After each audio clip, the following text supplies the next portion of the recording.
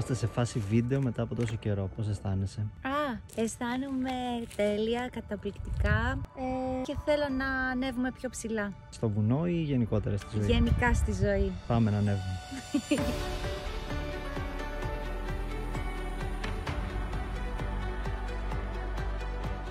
Πιστεύεις ότι θα πάει καλά αυτή τη φορά? Είναι πάντα μια πάρα πολύ αγχωτική διαδικασία το να πετάς drone.